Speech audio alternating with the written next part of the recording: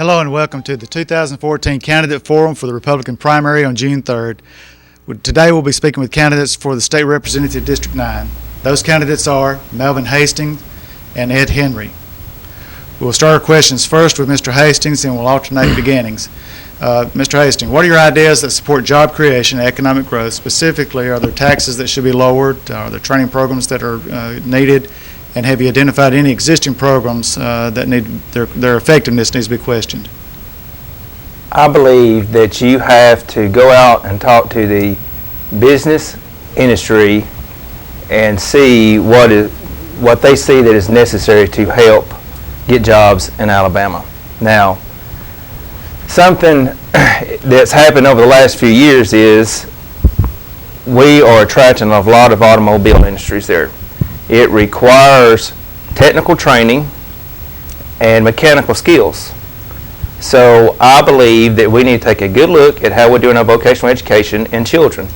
There are some children that are not academically, they're not just book smart kids. They're not going to excel in book smart type classes. I think if we identify them early and give them opportunities to learn some type of a trade, you know, all of these automobile industries, they have robotics, they have mechanical, different types of engineering, mechanical type stuff. So if we can get these children that's not going to be your arithmetic, your English, and your history type children, teach them the basics. They got to learn the basics. There's no doubt about that. But if we could identify who those mechanical people are and start looking at our vocational training and fix our vocational skills where we can train those people, I think it will bring more jobs, because when these automobile industries come in, it's not just Hyundai or Honda that comes in here with them, which brings hundreds or thousands of jobs. You also have all the motors, the molding for the cars. You have Utaka does the brake drums for the cars and everything else. So if you attract these big industries here, then all these other ones feed off of them, and it gives them opportunity. So if you have a good skilled workforce, a young good skilled workforce, I think that's going to help out. Lowering taxes, everybody wants to pay lower taxes, and you know, we hear it. 25 years, I don't think I'll pay any lower taxes. Then I don't think there's anything to be done to lower taxes. If there's something out there, absolutely 100% we need to lower taxes. I think the key is not raising them, and then let's spend our money wisely. The tax money that's bringing in, let's spend it wisely. Okay. Thank you. Mr. Henry, your thoughts on this? Run that question again. The question is about job creation and economic growth. We're asking about if there are taxes that can be lowered, are there training programs that you've identified that need to be expanded, or are there existing programs that maybe we need to look at their effectiveness and question whether or not they need to exist? In the state of Alabama over the last 4 years, we have definitely lowered a lot of the taxes on small businesses. We've clarified and tried to remove a lot of the red tape that tends to block and aggravate, if you will, small businesses in the state of Alabama, and really just encourage them to open their doors. A lot of states have been harsh on the businesses, and that's why you see industries like Remington moving to Alabama, is because we are a business-friendly state where we try to maintain low taxation, and at the same time we are gun-friendly. So definitely encourages Remington. As far as things that we can do to improve that atmosphere, one of them is workforce development. And last year we passed a piece of legislation that encouraged individuals to, or it actually provided $50 million to the career tech programs at the high school level and the junior college level, to encourage them to build out their facilities for things like welding, robotics, hydraulics, all of the machinists, those types of skills, because we do recognize that not everyone is going to go to a four-year institution or work toward their master's and work in some type of white-collar field. As a matter of fact, we have several jobs around the state. I was in South Alabama at a manufacturing event last summer, and spoke to an outfit that was trying to find underwater welders, and I believe the starting pay for an underwater welder was just under $100,000 a year. And this is someone that has a 2-year welding certificate and then has training for underwater welding as well. So the pay is there. We do have to begin to change the mindset of families. You have a lot of parents that believe that their kid's not going to succeed in life if they don't go to one of the 4-year universities, and that's just not true. So we have worked from the state level to encourage that. We have worked through AIDT, which is began in the 70s as a workforce development tool, so that when a company does come to Alabama and they say we want to open a plant here, we can actually train their employees prior to them opening their facilities so that they can start being productive on day one. And we'll continue to do that. We'll continue to lower taxes, look for places to trim government so that we can live off of less, and which allows us to lower taxes. Thank you. Now, our second question will start with you, Mr. Henry. What is your stance on the Accountability Act on charter schools and the Alabama system for teacher pay and tenure? All right. It's a big question. So the Accountability Act is probably one of the most significant pieces of legislation we've passed in decades in Alabama, where prior to the Accountability Act, every school district basically in the state of Alabama had to behave the same. They had to spend their money exactly the same. It didn't matter if you were in Mountain Brook or Perry County. It didn't matter if you were in Huntsville City Schools or Coleman County City Schools. You had to operate your school system exactly the same. We would compartmentalize the money and we would send it down to the school, and if it was locked into transportation and you didn't spend as much on transportation as what we sent down, you had no mechanism to move that over into career tech or AP classes. So in the Accountability Act, we gave massive amounts of flexibility. A school system now can tailor their system to the local needs, which is what we want. We wanted to move it down to local control, and that's what we did through the Accountability Act.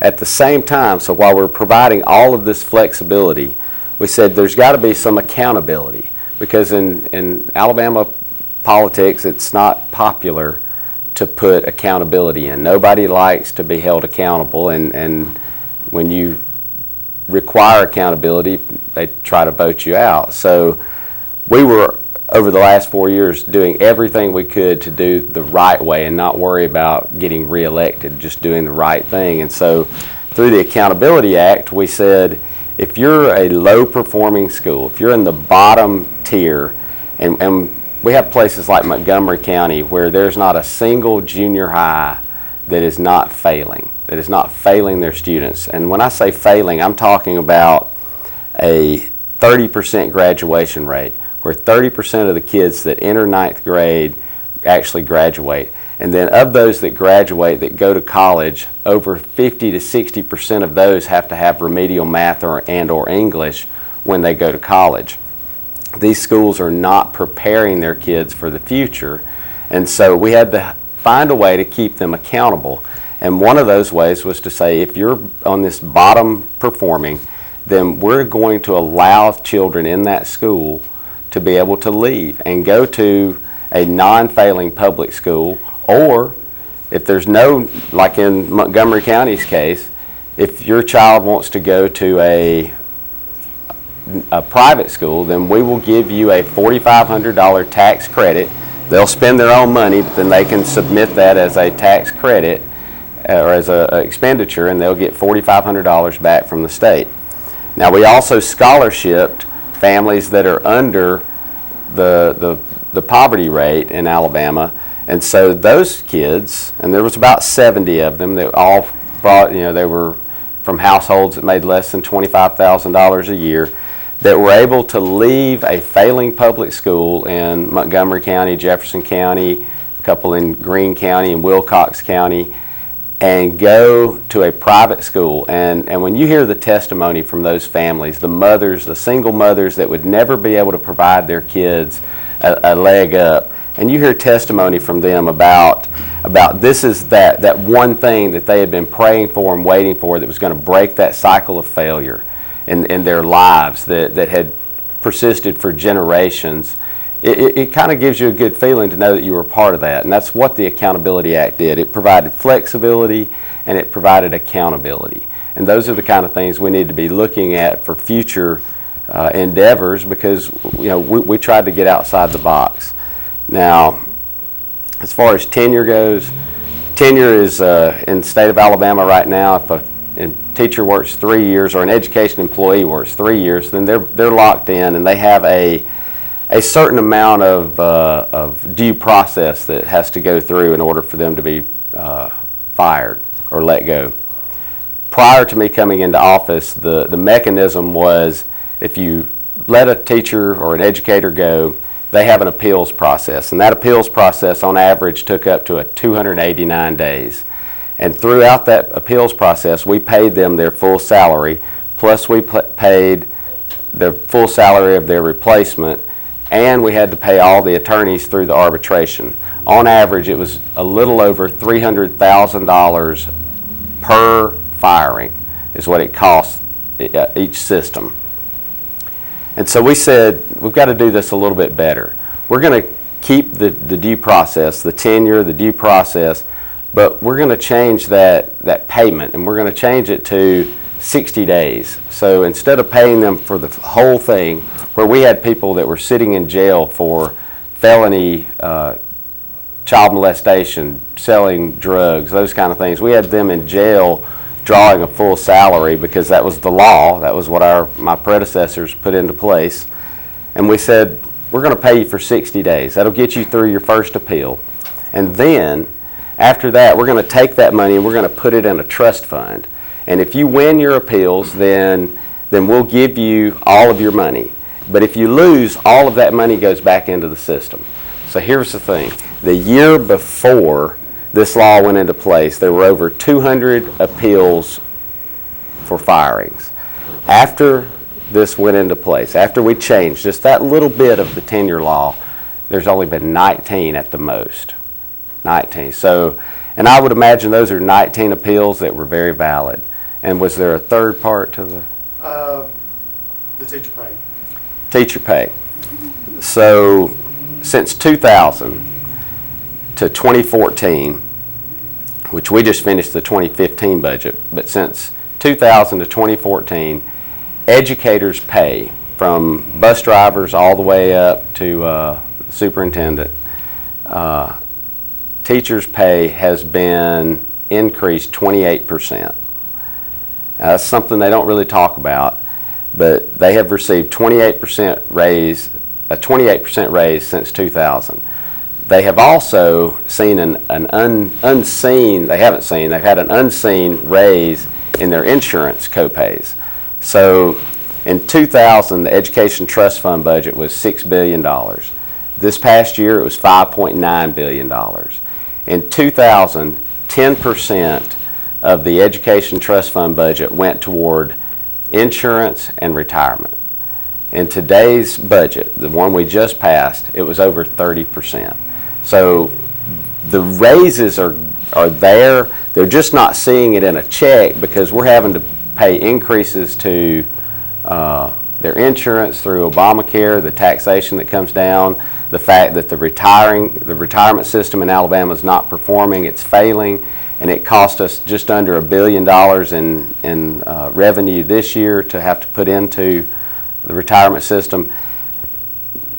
If we could straighten all of those things out, then we would definitely be able to pay every educator, every teacher what they're worth.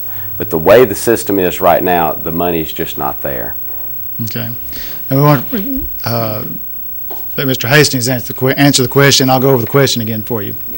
What is your stance on the Accountability Act, charter schools, the Alabama system for teacher pay and tenure? I don't listen to rhetoric. We hear a lot of rhetoric on TV and these commercials and the little advertisements we get and read. I read reports. I read on AL.com, I read the Alabama Reporter. I read any information I can get so we can make informed decisions. The Accountability Act First of all, when you read stories about a law that is passed it's secret at night or it's slipped in, you have to be conscientious about it and careful about it. Why was that law not really debated?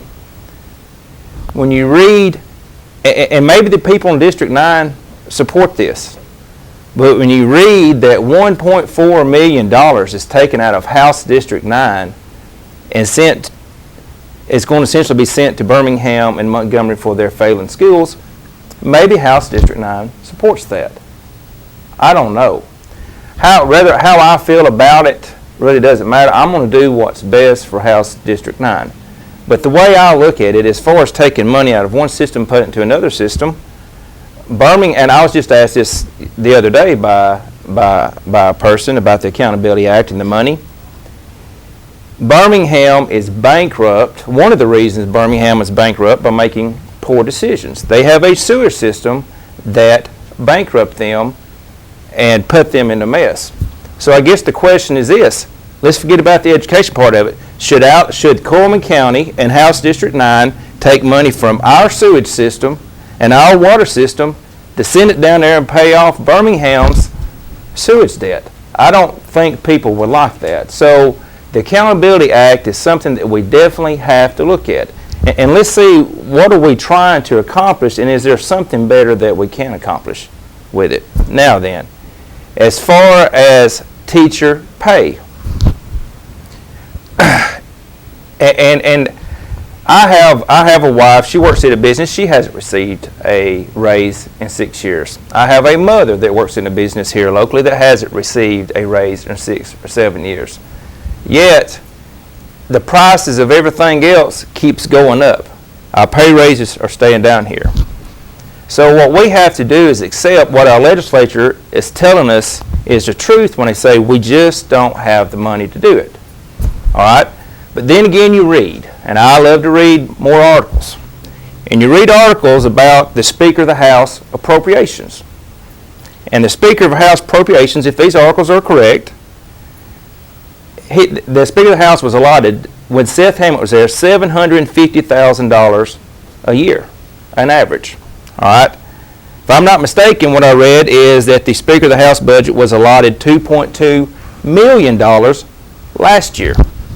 So if all that information is correct, I guess you have to question, is the legislature telling us the truth when they say they don't have money, and are they spending their money wisely?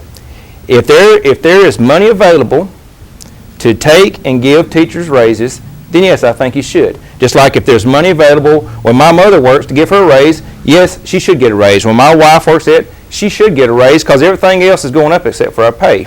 Now then, as far as the tenure laws, I'm not as familiar about them. I have heard some about it, and if what Representative Henry is telling us is true, I think it's probably a good thing what they did. As long as the main deal with the tenure laws is giving everyone a due process hearing, which means gives you an opportunity to hear your side of the story. And that's the key. And if they kept that in the tenure laws, then that is a good thing. Of course, I've read the stories about there was a teacher, Miss Henry might remember this one. Was it down in Mobile, somewhere like that? It was, he was in prison for molesting a child, and he received a year's pay. That is not right. And if they fixed that problem, then they did a good job. They should have done it.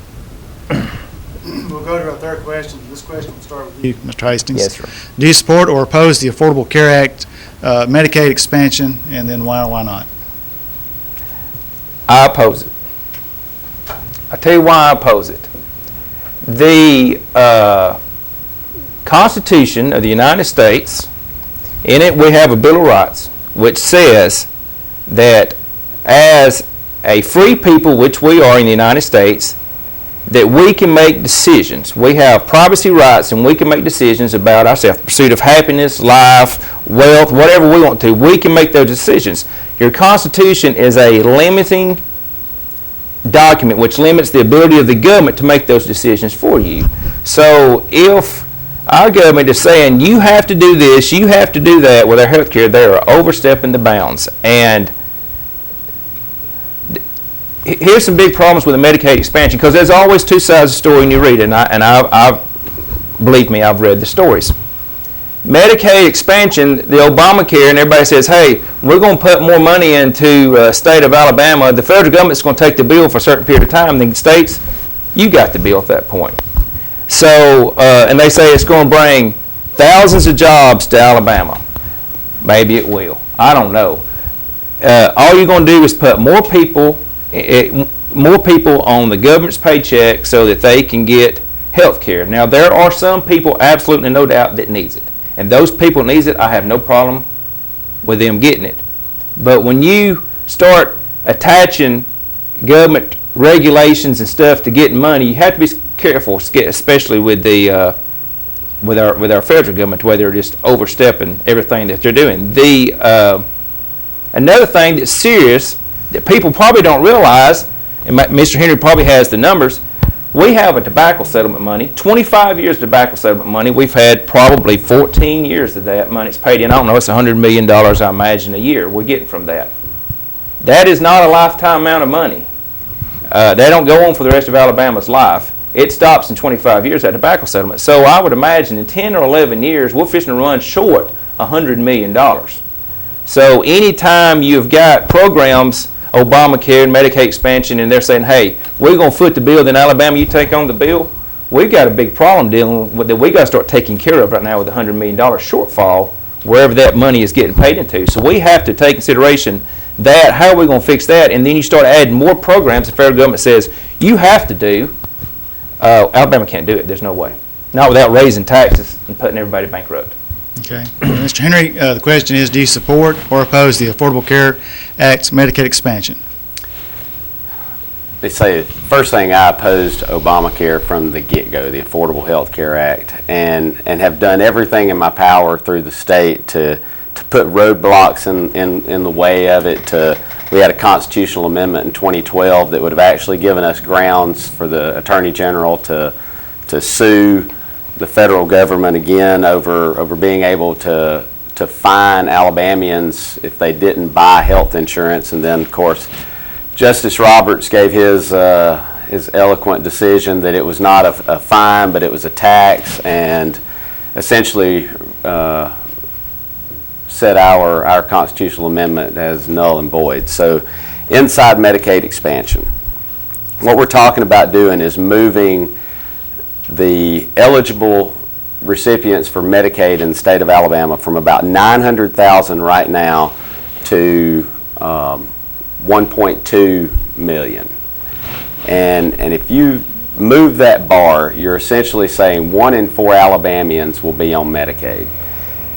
The federal government's saying that 300,000 that you're going to add, we're going to pay all of it for the first 2 years, and then we're going to pay 90% of it for some time after that. They are not specific on how long they're going to pay that or how much they will pay over time.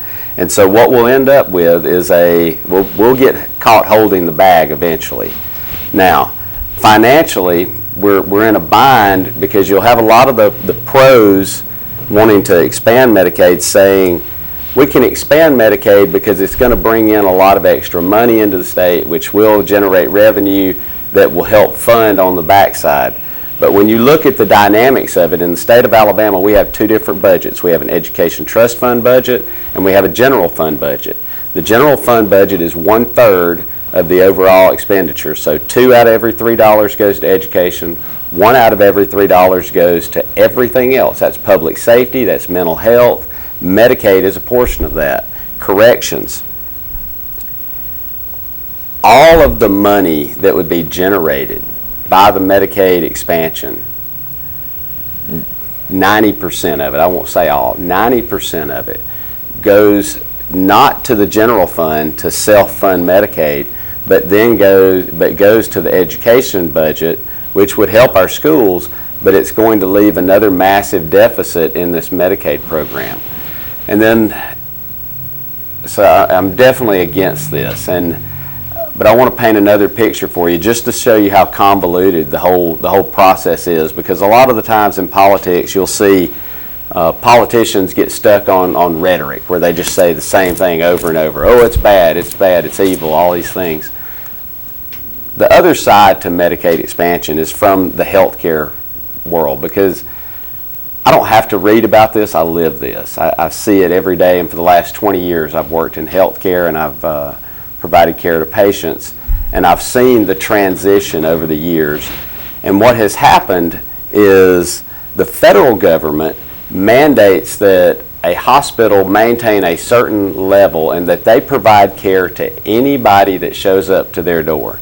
They can't turn them away. It doesn't matter if they have insurance, if they have Medicaid, if they're indigent. They have to provide care. So the federal government is saying to the hospital, you have to provide care for all these patients. And then on the backside, the state is telling the hospital, we're not going to pay you for them. So you're seeing your hospital systems getting squeezed and squeezed and squeezed from both sides. And what we have to do from a state level, in my opinion, is provide a better tort reform. We need to provide protection to those medical providers so that when they do deny care because somebody comes in complaining of a headache for the third time in this month looking for Loratabs, and that ER doctor says, you're just here seeking drugs, get out, we need to cut down his risk or her risk of being sued. The problem is, in Montgomery, you have all of those types of legislation have to go through the Judicial Committee, which is made up of attorneys that are in the legislature, and they are never willing to allow you to put restraints on those lawsuits. And if we don't do some type of mechanism like that, we're going to continue to squeeze on our providers, our healthcare providers, to the point where they can't stay in business. And so it's a long story just to say I'm opposed to the Medicaid expansion. Yeah, thank you. We have a fourth question, and this question we'll start back with you, Mr. Henry. How will you respond to overcrowding and allegations of abuse in Alabama's prisons? This is a major problem that doesn't get a lot of press. So again, corrections comes out of that general fund budget, and it's about 30 to 40% of the entire budget. Medicaid is another 30+%. Those two entities together consume most of the general fund budget. The general fund budget is funded off of property taxes. It's very stagnant. It doesn't go up or down, and it hasn't moved in a long time. But as our economy falls, our crime rate goes up. We have prisons that are 180% overcrowded, so we almost have 2 to 1 ratio over what we should have. And when I'm talking to corrections officers around the state, they say we are just a fraction away from having a major incident, that they have to move prisoners around the state constantly just to keep gangs from basically taking over the prison system. And then you have the federal government breathing down our neck saying, you have to expand your prisons. The problem is a new prison, I can't remember the exact number, but it's going to run us somewhere in the $1 billion range to build a new prison. And from the time I came in, the general fund budget was down on a $2 billion. That's $2 billion is all we get to spend, and it's been down almost $300 million ever since I came into office. So we have a major hole. Medicaid cost keeps going up. Just the day-to-day operational cost for corrections is going up, and we have no capital to build a new prison. So one of the ways that has been floated in Montgomery and squashed by certain entities is directing some taxes, some revenue from the education budget over to the general fund to help offset and help do some capital expenditures in corrections. If we were going to go that route, I would only want to see the portion that goes toward higher education, the four-year universities. I do believe they get enough of the pie. K through 12, we struggle with getting money to the classroom anyway. And so you definitely wouldn't want to see any deficiency there. Higher ed has the ability to make it up through sports programs, through raising tuition if they needed to. But corrections is a looming problem. It's hanging on a cliff out there. And as far as I can tell, the governor nor anybody has the answer. Okay. Mr. Hastings, how would you respond to the overcrowding and allegations of abuse in Alabama's prisons? All right. Of course, that's what I do every day. I'll give y'all a little history about a little lesson about crime and criminal law. Criminal law is designed to protect you from me. It's not designed to protect me from me. All right? So a lot of times that is the arguments behind seatbelt laws or helmets laws or whatever else.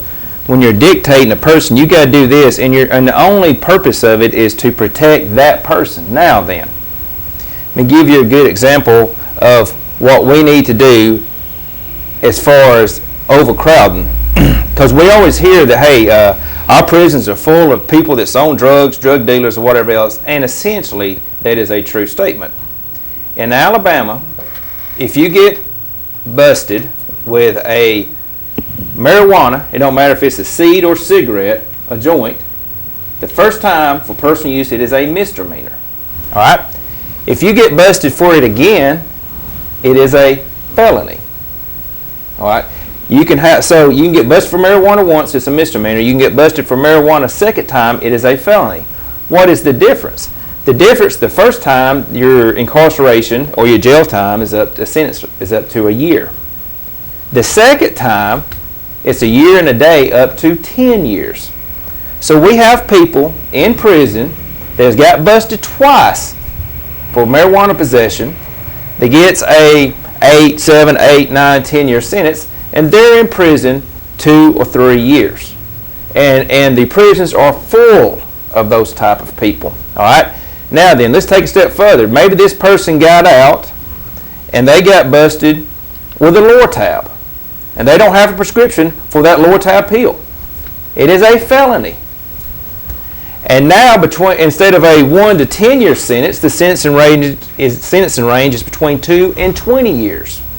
So we probably now, that same person that has done nothing to hurt anybody else or commit a crime against anybody else, that has smoked a couple joints and got caught, or had joints in their possession and had a Lortab, they may have a 15-year sentence.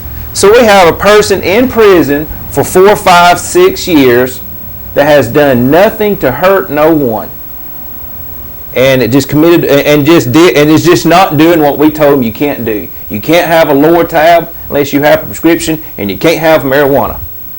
All right. So I think we have to sit back and determine: are we doing? And it's not just an Alabama problem. This is a countrywide problem. Do we sit back and punish people for what they're doing to themselves? And then, now then, let me give you this.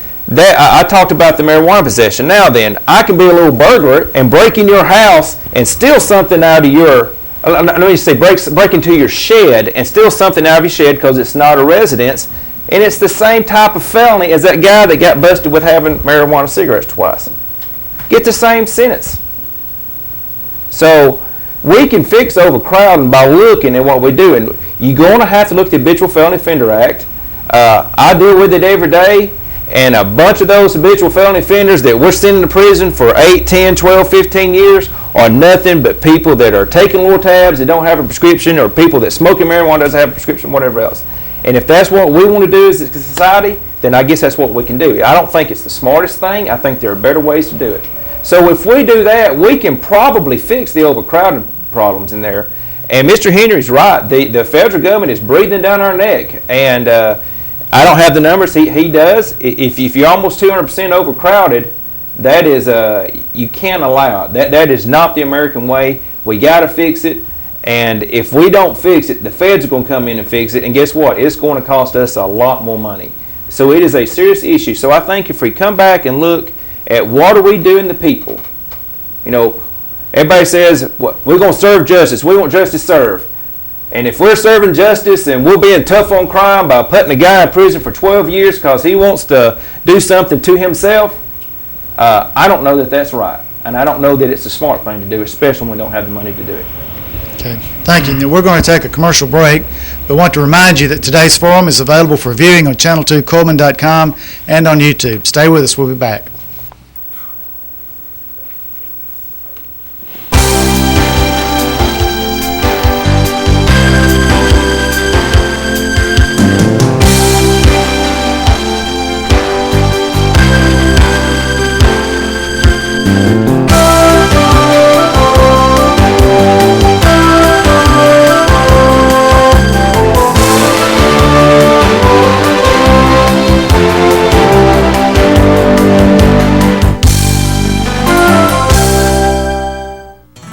As a local auto owners independent agency, we are dedicated to assisting you in your time of need. We live and work right in your community, and we're available 24 hours a day, 7 days a week. Fortunately, emergencies don't happen every day, but when they do, we're here to personally see you through. For life, home, car, and business insurance, call us, your local independent auto owners agent today.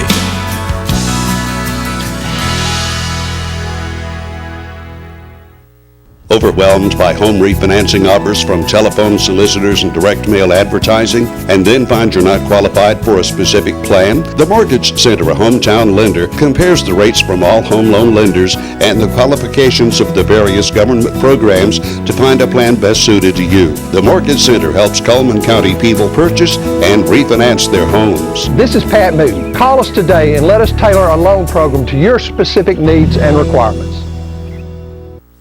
Pro Audio and Video is your church sound, video, computer, and lighting system experts. We've been installing and servicing these systems for almost 30 years. We've worked with small churches, large churches, and all those in between. We handle all major brands like Mackie, Crown, JBL, PV's Architectural Acoustics, EAW, Shure, DVX, Behringer, and Audio-Technica, just to name a few. We have a full-service repair shop and free evaluation and estimates. So give us a call today, and we'll get the job done. Wells Turner Family Pharmacy is a proud supporter of local city and county athletics.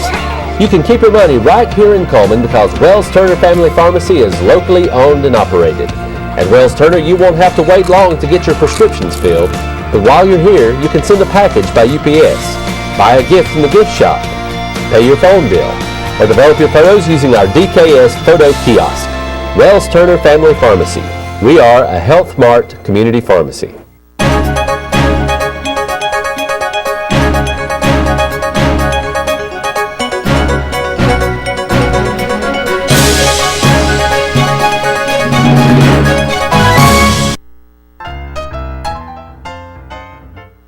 Welcome back to the 2014 Candidate Forum for the Republican primary on June 3rd. Again, today we're speaking with candidates for the State Representative District 9. And on this segment, we will have our candidates ask questions of each other. So we'll begin with Mr. Hastings. What question would you have for Mr. Henry? Yes, sir. Mr. Henry, a lot of the ads, and I see some of yours talk about the Washington liberals, and, you know, everybody picks on Obama. Probably should pick on Obama. We don't, of course, not many people supporting him down here, but they talk about what Washington and the liberals are doing to Alabama, and then I think some of your ads say that there's legislative actions that you've taken to fight them. Can you tell us, give us some examples of legislative actions that you've done? Absolutely. One of the first pieces of legislation I passed was to prevent, there was a mechanism inside the Affordable Health Care Act that allowed taxpayer dollars to be used to fund abortions in each state. And so one of my first pieces of legislation that I drafted myself and passed and the governor signed was to prevent taxpayer dollars in the state of Alabama from being used to abort children. Mm-hmm. That was one of the first. 2 years ago, I drafted a piece of legislation called the Second Amendment Preservation Act that said any laws, rules, or regulations that the federal government passes that are deemed by the governor and or the state legislature will become null and void in the state of Alabama. And our law enforcement officers in the state will not enforce those laws, rules, or regulations that are in conflict with the Second Amendment. And then last year, we were successful in passing the piece of gun legislation that was in the press called the Omnibus Gun Bill that Senator Beeson and I carried, that again reaffirmed your ability to keep and carry a firearm in accordance with the Second Amendment. We have passed countless resolutions opposing the Affordable Health Care Act, and right off the top of my head, those are a few of the things we have done. The most significant ones that people care about Right. in the state of Alabama. Yes, sir. Thank you. Okay. And now, Mr. Henry, would you have a question that you'd like to ask Mr. Hastings? I do.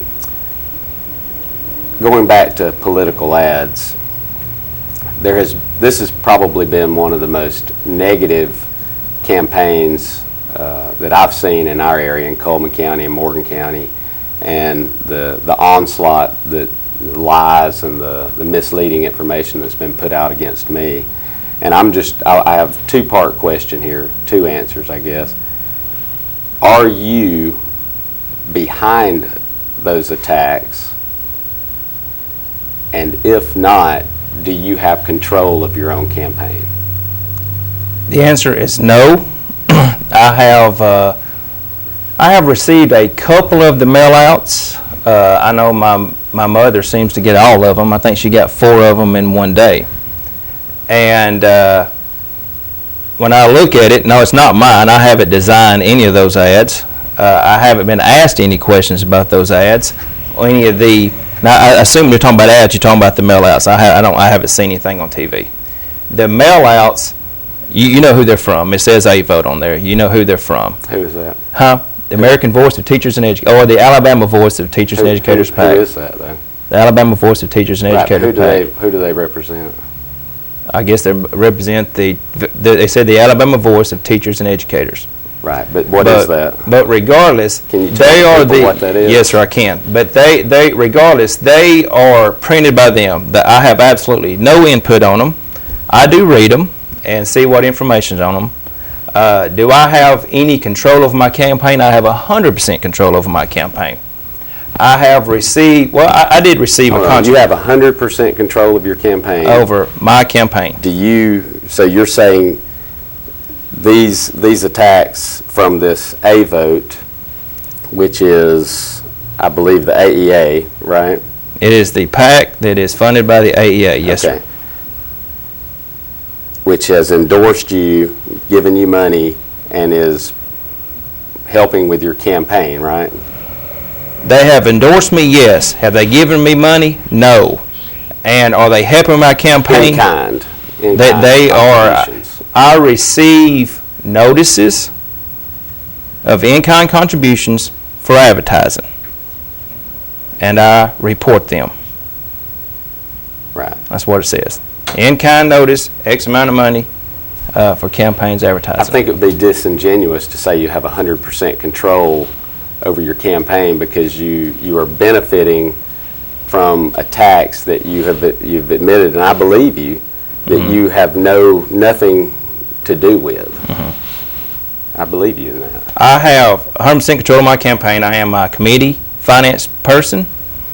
I am my campaign manager. I am my campaign scheduler.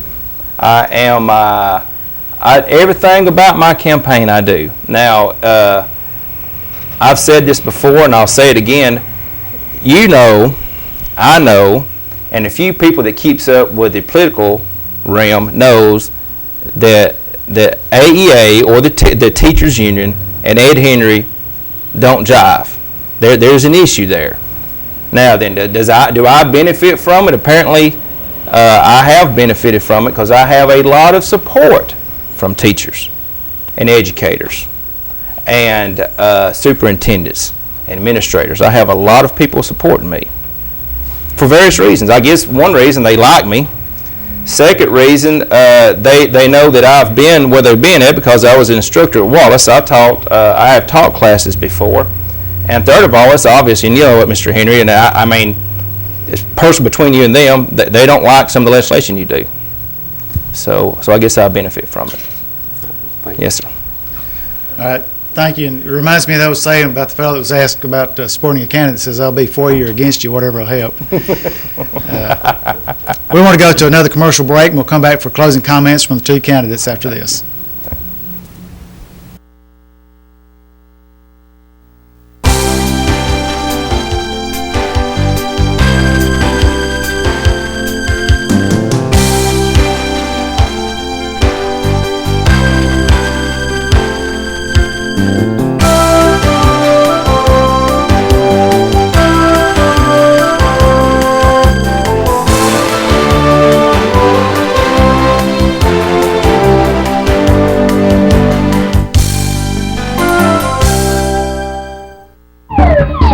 Baker Pro Audio and Video has the video security systems to cover all of your home and business concerns.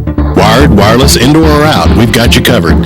Standard and high-def cameras, day and night vision, and remote pan-tilt zoom cameras are also available. Whether you need a small 4-camera system or a larger 30-camera system, we've got the one you need. Remote viewing from your home computer, smartphone, and iPad is also available.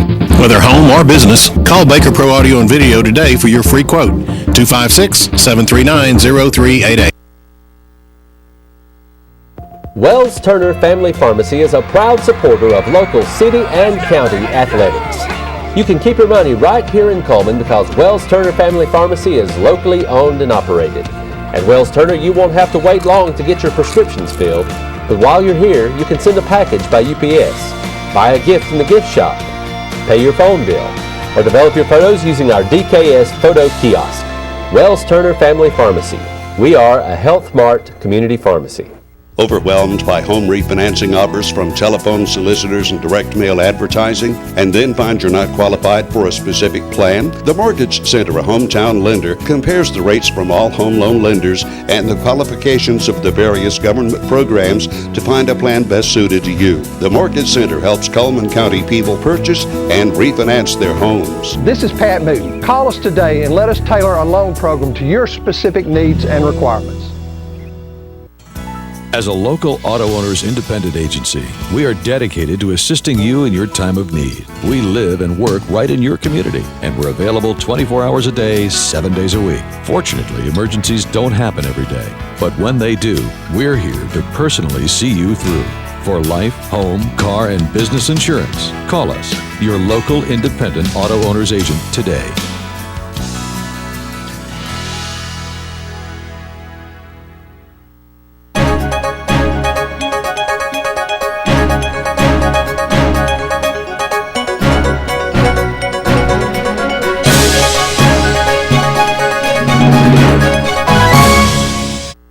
Welcome back once again to the 2014 Candidate Forum for the Republican primary on June 3rd. And today, of course, we're speaking with candidates for the State Representative District 9, and we will have closing remarks from the candidates. And we'll begin with Mr. Henry. I just want to thank you guys for doing this. It's such a great public service because there's so many people out there that we just don't have the ability to get in front of, and I'm very thankful to that. I want to say on June 3rd, there's a primary election, and I've been in Montgomery for 4 years. I had never been in politics before, and in that 4 years, we have made a huge difference in the way this state operates. We have stopped the way money moves around Montgomery. We have consolidated government. We have been able to do more with less, and a lot of the provisions that we put in place could be undone in an instance by somebody, a legislature that goes in that's weak-kneed, unwilling to stand their ground and stand firm on the issues. And on June 3rd, I would appreciate your vote. I'd like to go back to Montgomery at least one more time and see if we can't maintain all of these changes that we've made and even progress further into a fiscally sound state. Thank you. Thank you. Mr. Hastings? Yes. Thank you again, Mr. Hicks, for the questions. Very thought-provoking, there's no doubt, and y'all got a lot of information from us. Appreciate Mr. Henry and his participation and his questions. I want you to know I'm going to do what's best for House District 9 first and what's best for the state of Alabama. I don't have an agenda to prove in Montgomery. I'm not for a group of people or against a group of people. I just want to do what is best for this state. And I think for us to have an honest, open government, which I believe everybody wants, we have to make sure that the legislation that we're passing is responsible, that we know what we're passing, why we're passing it, who it benefits, and who it hurts. So as your representative, when legislation is introduced in Alabama, I'm going to ask those questions. And I'm going to have some answers and feel satisfied with those answers. And as much as I can, I am going to let you know and have an influence on that legislation, because as Mr. Henry knows, the process is fast. Things move fast in Montgomery, and we have 30 days within a 105-day period to get things done. So I just want you to know that I'm not down to Montgomery to benefit me, to benefit any of my buddies or any of my cronies or whatever else. I'm here to benefit the House District 9, the people of House District 9. Thank you. Thank you.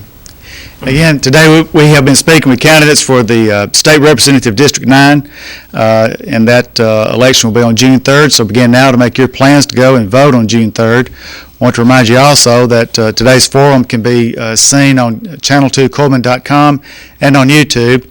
We also invite you to watch our next candidate forum, which will be on Friday. At that time, we'll be speaking with candidates for State Senate. So have a good day, and God bless you.